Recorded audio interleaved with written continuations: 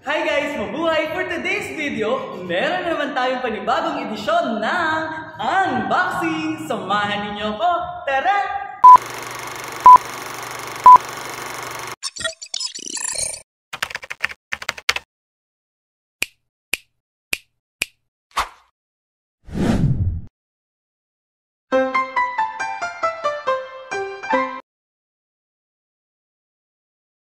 Ayun guys, so meron nga tayong i-unbox today. Ayan, ito yung in-order natin sa TikTok shop.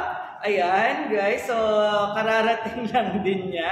Ayan, so itong in-order ko sa TikTok ay isa sa mga hindi ko talaga madalas gamitin. Hindi ako naggaganito, bihira ako magganito. Siguro na-try ko lang o na tuloy-tuloy lang ng paggamit ko nito nung nag-work na ako. Ayan, kasi nung college, meron akong isang ganito na nung nasira siya, hindi ko na talaga pinalitan, hindi na ako nagsuot.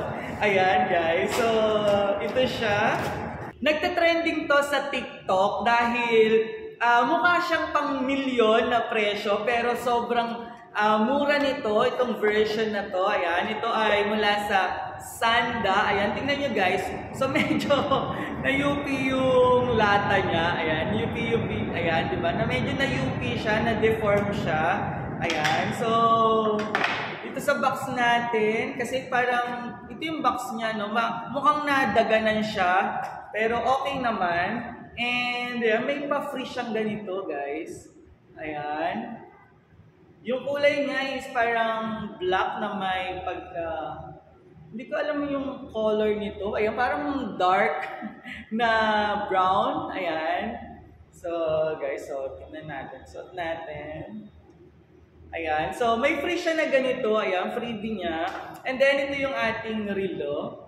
Ayan, yung sabing mukhang mamahalin. Ayan siya, guys. Okay. So... Meron pa ba dito? Ayan. So, may free din siya. Ayan. Isa sa mga free din niya ay yung pang-adjust na relo. Ayan. And then, tingnan natin yung relo natin. Ayan. Meron siya dito. Ayan. Meron siyang manual na sobrang liliit ng sulat at parang Chinese character din. Kaya, hindi naman talaga natin siya binabasa. Ayan, meron siyang mga Chinese characters and meron siyang English word. Ayan, ito yung ating manual sa English and ito yung kanyang Chinese. At syempre, yung ating relo. Ayan siya guys. So ito yung kinuha ko na kulay. Ayan, white yung loob. And meron siyang parang, ayan, chromo or parang yung tatlong bilog. Ayan, nakikita ba?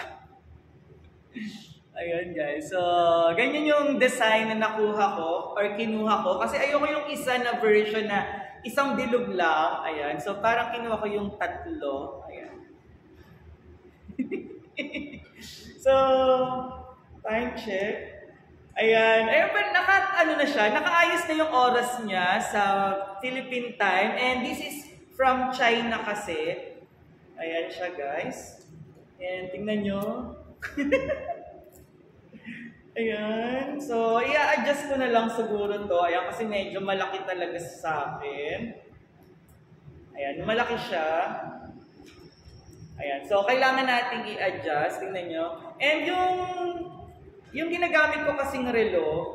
Ayan. So, ganito yung relo naman na ginagamit ko. Ito yung regalo na bigay sa akin naman ng aking kapatid na nasa Dubai. So, Casio siya. So, Casio. Tapos nakakita rin ako kasi ng ganito sa TikTok shop na naka-sale ngayon. And natutuwa ako kasi meron na siyang iba-ibang version or iba-ibang variant. Yung color niya, ito kasi sa akin is blue. Yung mga lumabas ngayon, ang dami na. Sobrang nakakatuwa. And plano ko rin na bumili ng ganong relo. Ayan. Hindi talaga kasi ako mahilig mag-relo ever. Mula nung college, ayan, parang first year college lang ako nagrelo. Then nung nasira yun, hindi na talaga ako nagrelo. And yun, yung nag-work naman ako, ayan, as teacher sa Chinese school, nagrelo lang ako nung panahon na yung mga kaibigan ko doon ay bumili ng relo sa bangketa and then nagpare-pareho kami. Ayan, kaya sobrang yun na yung relo na ginamit ko ever since. Tapos nung nasira siya, ayan, bumili uli kami sa bangketa ng mga Casio.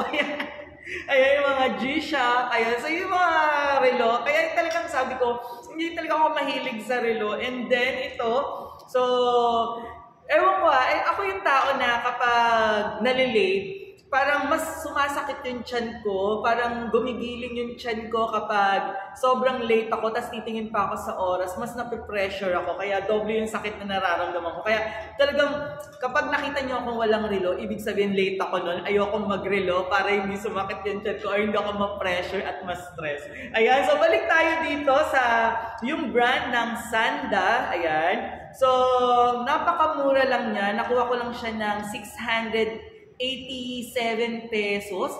Ayan, from 762 pesos, nakasil na yun dahil pumapalo talaga siya ng 800 plus. Pero nakuha ko lang siya ng 687 pesos and 61 centavos. So, ganun lang siya. Tapos free shipping pa, kaya grabe guys. So, kuha na kayo nito para hindi kayo maubusan. Ayan. Muli, maraming salamat sa patuloy na pagsuporta kay Mr. Su at sa panonood ninyo sa aking mga kakulitang unboxing. Ayan, maraming salamat. Bye-bye. I love you. Bye-bye.